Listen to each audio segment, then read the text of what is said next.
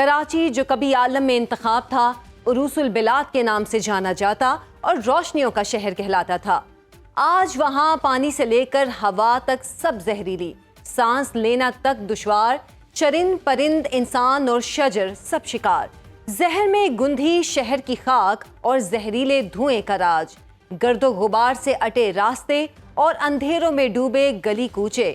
عالم یہ ہے کہ ہر سال 15,000 شہری مضر دھوئیں اور زمین میں جذب ہوتے زہریلے فضلے کے سبب چل بستے ہیں، جبکہ کئی ملین ہسپتالوں کو پہنچ جاتے ہیں۔ ایسا کیوں؟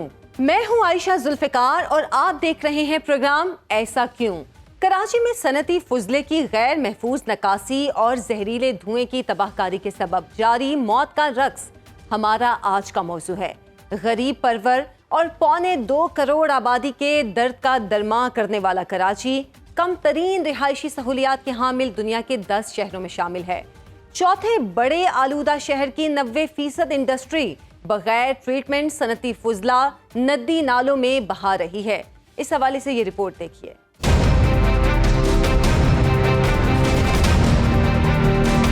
کراچی کے 7 صنعتی زونز میں قائم 14,000 صنعتی یونٹس روزانہ 78 ملین گیلن صنعتی فضلہ خارج کرتے ہیں، جو 87% بغیر ٹریٹمنٹ بحیرہ عرب میں انڈیل دیا جاتا ہے، جس کی بڑی وجہ 7 صنعتی علاقوں میں سے 6 میں ٹریٹمنٹ پلانٹس کا نہ ہونا ہے۔ صنعتوں سے نکلنے والا فضلہ اور زہریلا پانی ملیر اور لیاری ندی کے راستے جہاں جہاں سے گزرتا ہے مضر اثرات چھوڑتا چلا جاتا ہے۔ قانونی طور پر ہر صنعتی یونٹ کے لیے ٹریٹمنٹ پلانٹ اور سیپٹک ٹینک کی تعمیر ضروری ہے۔ بدقسمتی سے شہر کی صرف 10% صنعتیں ہی اس قانونی تقاضے کو پورا کر سکی ہیں۔ نالوں سے نکلنے والی خطرناک گیسز، کیمیکل اور فضلے کی وجہ سے قریبی آبادیاں ناک، کان، گلے اور سانس کے امراض میں مبتلا ہو رہی ہیں۔ صنعتی فضلے میں بڑے پیمانے پر شامل مرکری، کیڈمیم، کرومیم، لیڈ، آرسینک اور زنک سرطان اور دوسری بڑی بیماریوں کا سبب بن رہے ہیں۔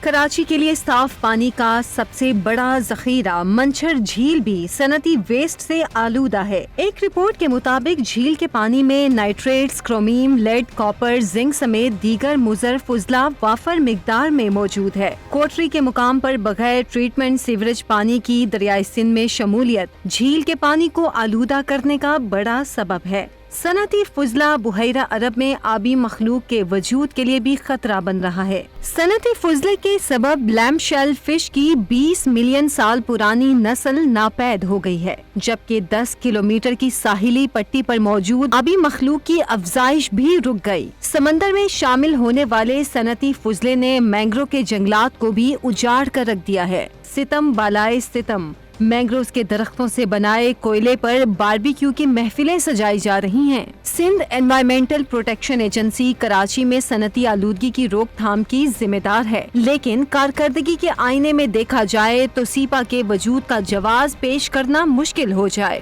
محکمہ 2014 کے بعد سے شہر میں صنعتی اور فضائی آلودگی سے متعلق جائزہ رپورٹ پیش کرنے میں ناکام ہے۔ سپریم کورٹ کے حکم پر 2018 میں فعال کیے گئے 3 ٹریٹمنٹ پلانٹس میں سے 2 اس وقت اوور ہالنگ کے متقاضی اور غیر فعال ہیں۔ صنعتی آلودگی کا سبب بننے والے صنعتی یونٹس کے خلاف قانونی کارروائی کے اعداد و شمار بھی مایوس کن ہیں۔ ناظرین، رپورٹ آپ نے دیکھی تو ماضی کا عروس البلاد کراچی آج ماحولیاتی تباہی کے دہانے پر ہے۔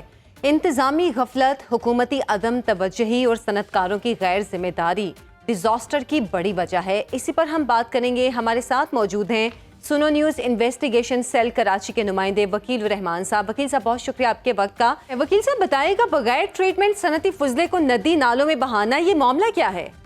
دیکھیے عائشہ، صورتحال یہ ہے کہ اس وقت جو کراچی میں جو مختلف صنعتی علاقوں میں جو فیکٹریاں ہیں، قانون کے مطابق اس میں ٹریٹمنٹ پلانٹ ہونا چاہیے جو وہاں سے پولوشن جو ہوا میں جو اس کے گیسز کا اخراج ہوتا ہے، اسی طرح جو ہے وہ سولڈ ویسٹ جو ہے جو وہ جنریٹ کرتے ہیں، یا پانی کے ذریعے سے جو خطرناک کیمیکل یا اس طرح کی چیزیں باہر نالوں میں جاتی ہیں، تو اس کے لیے ضروری ہے کہ انڈسٹری میں ٹریٹمنٹ پلانٹ ہو اور سیپٹک ٹینک لگے ہوئے ہو، تاکہ وہ پروسیس ہونے کے بعد ان نالوں میں شامل ہو اور ان نالوں کے ذریعے سے سمندر تک کا اس کا فلو فلو بنے.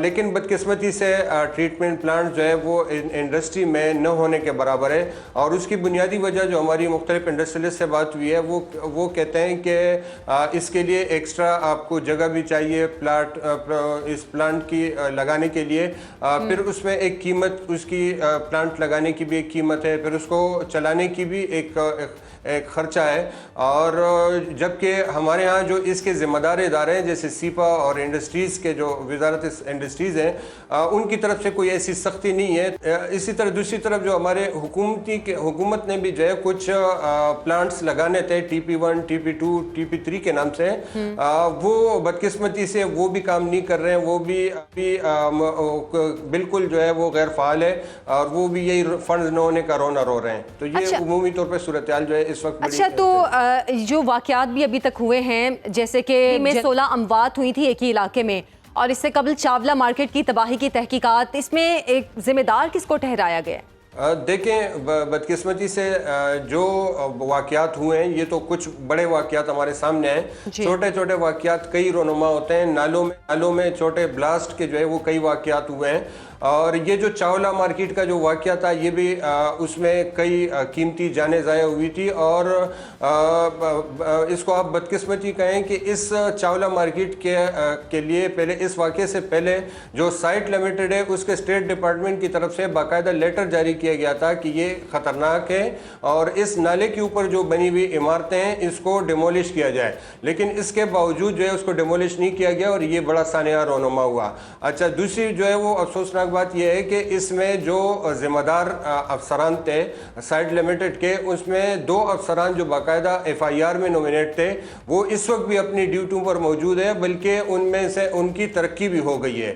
اور اس کی جو ہے وہ ابھی تک جو ہے 2021 کا یہ واقعہ چاولہ کا, اور ابھی تک جو ہے اس میں کوئی پیش رفت نہیں ہوئی, اور یہ معاملہ سرخانے کی نظر ہے. اسی طرح علی محمد گوٹ میں بھی جو ہے وہ پہلے اس واقعے کو دبانے کی کوشش کی گئی, اور اس کو یہ خسرے کا وبا پھیلنے کا جو ہے وہ ایک وجہ بتائی گئی. لیکن بعد میں جو ہے جب تحقیقات ہوئی تو یہ پتہ چلا کہ اس علاقے میں یہ آبادی میں جو ہے بہت سارے سینکڑوں فیکٹریاں ہیں جس میں تیل پروسیس ہوتا ہے, اور اسی طرح جو ہے وہ کھلے عام جو ہے کھلے آسمان تلے جو ہے یہ اس کے پلاسٹک کو جلایا جاتا ہے, اور خطرناک کیمیکل کو اس طرح بیٹریوں کو پروسیس کیا جاتا ہے, جس کی وجہ سے یہ وبا ہوئی. اور اس کی جو تحقیقات ہے اس میں اب یہ جو چیزیں ثابت ہو رہی ہے, جامع کراچی کی رپورٹ کچھ آ چکی ہے, کچھ رپورٹس آنی ہے, اس میں کچھ جو بچے فوت ہو گئے تھے اس کے ان کی جو ہے وہ قبر کشائی کی گئی ہے, ان کے نمونے لیے گئے, اور اس میں وہی خطرناک اور اس طرح کے جو کیمیکل ہے اس کے ذرات جو ہے وہ پائے گئے ہیں. تو اس معاملے پہ انویسٹیگیشن کس ادارے کی ذمہ داری ہے؟ جو انوائرمنٹ کا کے حوالے سے کوئی بھی اگر irregularity ہے تو وہ دیکھنا سندھ انوائرمنٹل پروٹیکشن ایجنسی کا کام ہے کہ وہ اس کو دیکھیں. اور اسی طرح جو ہے جو سائٹ لمیٹڈ ہے تو یہ سائٹ لمیٹڈ کی بھی ذمہ داری ہے, انڈسٹریز وزارت کی بھی ذمہ داری ہے, پھر انوائرمنٹ کے لحاظ سے جو ہے وہ سیپا کی ذمہ داری ہے